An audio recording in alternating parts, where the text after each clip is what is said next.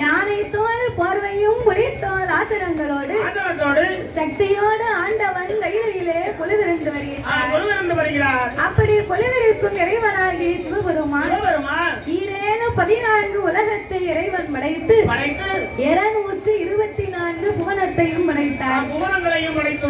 7 சப்தா சாரங்களாகப்பட்ட கடல்களை படைத்து கல்லுக்குள் இருக்கும் தேரையும் தாயார் கற்பையுக்குள் வாழும் சிசுவையும் முட்டைக்குள் உருவாகும் குஞ்சியமும் ஆண்டவன் படைத்தார்.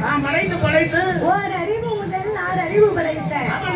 நாமலை போன்ற மாநில மனுக்களை படைத்து சிறிய உயிர் சித்தரம்பையும் பெரிய உயிர் மத யானையமும் படைத்தார். அப்ப படைத்த இப்படி இறைவனாகிய பகவான் மரம் செடி கொடி பயிர் புல் போன்ற இறை தாவரங்களோடு ஆடு மாடு கண்டுகாடைகள் அதனையும் படைத்து இப்படி படைத்த உலகத்தில் மண் உலகிலே மனிதர்களை ஏன் படைத்தார் தெரியுமா? நாமல் அனைவர்களுமே இப்பூமியிலே ஒற்றுமையாக வாழ வேண்டும் என்று ஆண்டவன் நாமளுக்காகத்தான் இந்த உலகத்தை படைத்தாரா? ஒற்றுமையா வாழணும்னு உலகத்தை படைத்தார். ஆனா இன்னைக்கு ஒற்றுமை எந்த இடத்துல இருக்கு? சண்டை போடணும்னு சொன்னா மட்டும் நல்லா ஒற்றுமையா இருக்காங்க. சாப்பிடணும்னாலும் ஒற்றுமையா இருக்காங்க. மத்த எந்த விஷயத்திலயாவது ஒற்றுமை இருக்கா? அவனும் நல்லா இருக்கணும், நம்மளும் நல்லா இருக்கணும் அப்படின்னு நினைச்சு பார்க்கணும். அவன் நல்லா இருக்கா, நம்ம இப்படி இருக்கமே நினைச்சு பொறாமப்படக்கூடாது. பொறாமப்பட்டா நல்ல வாழ்க்கை இருக்காது. இருக்க வாழ்க்கையிலிருந்து இன்னும் கீழே போயிடுவோம். நல்லவன் கடவுள் தன்னைத்தானே உயர்த்துவார். அப்படி இல்லைன்னு சொன்னா நம்ம எண்ணம் போதுதான் இறைவன் நம்மளுக்கு வாழ்க்கையை கொடுப்பார்.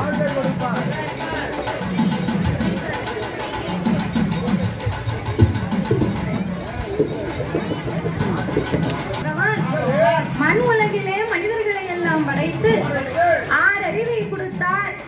9 தத்துவத்தை படைத்தார். நாங்களுக்கெல்லாம் 3 ஆசைகளை கொடுத்தார். 3 ஆசை என்று சொன்னார். அதுதான் மண் ஆசை, பொன் ஆசை, பெண் ஆசை.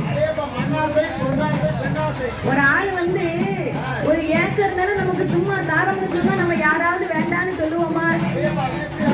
வேண்டான்னு வாயில இருந்து வரவே வராது. என்கிட்ட நிறைய இருக்கு, இந்த 1 ஏக்கர் நிலத்தை நீங்க வச்சுட்டீங்கன்னா கொண்டாங்க கொண்டாங்க, என் புள்ள பேர்ல நான் பட்டா போட்டு வச்சுக்கிடுவேன். தெருவுக்குள்ள இந்த வீட்டை வித்தாமனு சொன்னா அதை நம்ம சேர்த்து வாங்கிக்கிடலாம்னு நமக்கு ஒரு எண்ணம் இருக்கு. வயக்காட்டுல கீழ வீட்டுக்காருக்கும் மேல வீட்டுக்காருக்கும் ஒரே வரப்பு. இவர் கிழக்கு இருந்து மேற்க வெட்டுவாரு, இவர் மேற்க இருந்து கிழக்கு வெட்டுவாரு. பிற மொத்தத்துல என்ன ஆகும்? வரப்பே இல்லாம போயிடும். அந்த காலம் வீடு கட்டினா வீட்டு வாசப்படி வீட்டுக்கு உள்ள இருக்கும், கீழே இறங்கி உள்ள போடும். இப்போ வீட்டு வாசப்படி பாதி தெருவு அடைச்சு நிக்கி. ஆமா, இந்த சபரிமலைக்கு ஏறந்த மாதிரி ஒரு படி கணக்கு. ஆமா, கருப்பசாமிக்கு 18 படி போட்டு பாரு. அத மாதிரி தெருவுல பாதி தெருவுல இருந்து மேல போயிட்டு வீட்டுக்குள்ளே போக வேண்டி இருக்கு. எதுக்கு? அந்த இடத்தை சேர்த்து நமக்கு பேர் போட்டு எழுதி வச்சுக்கிறேன். இடத்தை பிடிச்சு வைக்காமலாம். அதைத்தான் மண் ஆசைன்னு சொன்னாங்க. பொன் ஆசைன்னு சொன்னா பெண்ணா பிறந்தவா கழுத்து நிறைய தங்க ஆவரணங்கள் போடணும்னு நம்ம ஆசைப்படுவோம். எங்க வீட்டுல ஒரு அம்மா இருக்காங்க. எங்க வீட்டுல எங்க பக்கத்து வீடு. அந்த அம்மா வீட்டுக்கார கூப்பிட்டு, ஏயா இந்த திருவிழாவுக்கு பக்கத்து வீட்டுக்காரே 5 கிராம்ல அழகா ஒரு கம்மல் வாங்கி போட்டிருக்கா. நீர் எனக்கு 3 கிராம்லயாவது ஒரு மோதிரம் வாங்கி தரலன்னு வையும். இப்பவுமே உதிரத்துல கயத்தை போட்டுருவேன், இல்லைன்னா எங்க அப்பா வீட்டுக்கு போயிருவேன். அப்ப அந்த ஐயா என்ன செய்வாரு? நம்ம பொண்டாட்டி ஆசைப்பட்டு கேட்டா அதனால கடனை உடனே வாங்கி மனைவிக்கு வாங்கி கொடுப்பாரு.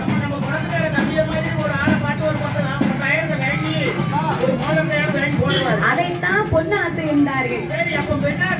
3வது ஆசை ரொம்ப முக்கியமான ஆசை. அதான் யாவருக்கும் வெறுக்காத திகட்டாத ஆசை.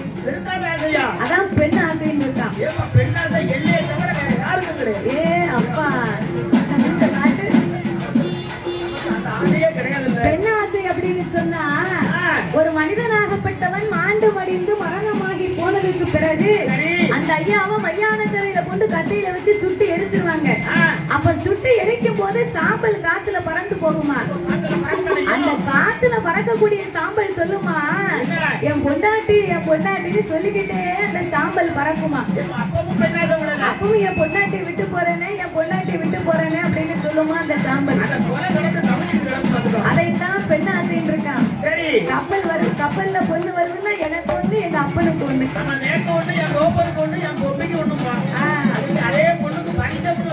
வேண்டாம் வேண்டாம் வேண்டாம்.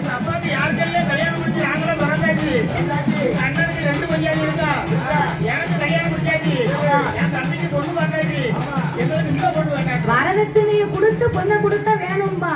நீங்க வரதட்சணையை போட்டு பிள்ளைய கொண்டு போங்கன்னா எனக்கு பெண்ணை வேண்டாம், சித்தப்பா முறை வேணும்னுவான். அவ்வளவுதான் முடிஞ்சு போச்சு. அப்போ ஆண்டவன் நாமளுக்கெல்லாம் 3 ஆசைகளை கொடுத்தார், 6 அறிவை கொடுத்தார். மண் உலகிலே மற்ற மிருகங்களுக்கெல்லாம் 5 அறிவு கொடுத்துள்ளார். ஆனா 4 ஆகப்பட்ட மிருகங்களுக்கெல்லாம் 5 அறிவை கொடுத்து 6வது அறிவு பகுத்தறிவு ஞான ஒளியை நம்மளுக்கு கொடுத்தார் இறைவன்.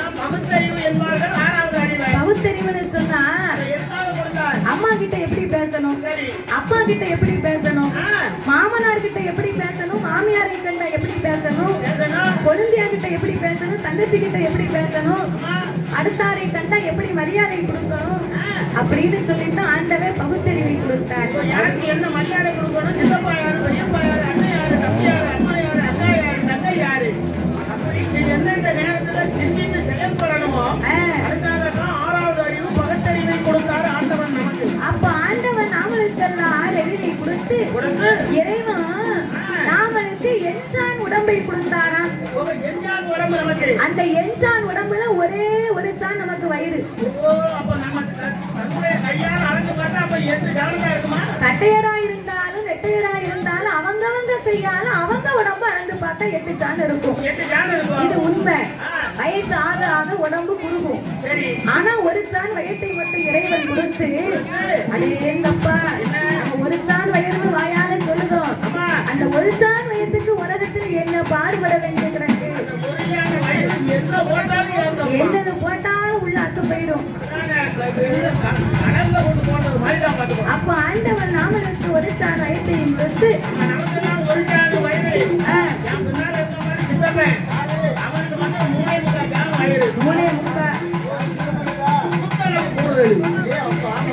அப்ப இந்த மண் உலகிலே மனிதர்களை படைத்தால் போராது. வயசை கொடுத்த ஆண்டவர் அதற்கு படியிறக்க வேணும் இல்லையா? அப்படி படியிறக்க வேண்டும் என்று அவர் எப்படி படியிறந்து வருகின்றார்? நாளை நல்ல தினை எடுத்து நாளை நல்ல தினை எடுத்து நாளை நல்ல தினை எடுத்து தினை எடுத்து அவர் நாடு எங்கும் படியிறந்தார். அவர் நாடு எங்கும் படியிறந்தார்.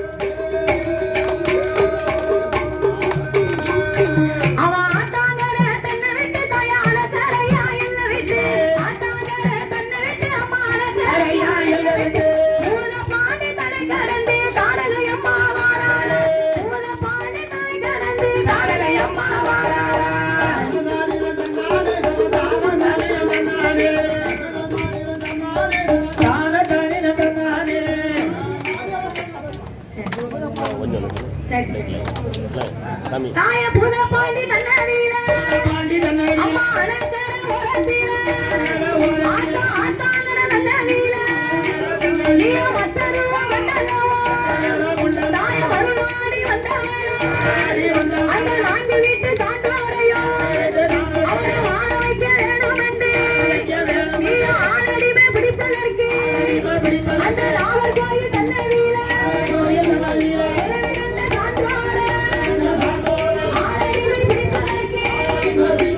வரவழைத்த தாரகையம்மா நீனாக துள்ளமானா ஆத்தா அக்கறைக்கும் இக்கரைக்கும் அவ ஆடிவினை ஆடுவாளா அவ இக்கரைக்கும் அக்கரைக்கும் ஆத்தா பிள்ளையை குறிப்பாளா என் நாடக அம்பிகையா ஆடி ஒரு வேளையில சான்றோர் மக்களைத்தான் ஆளடிமை பிடித்தாளா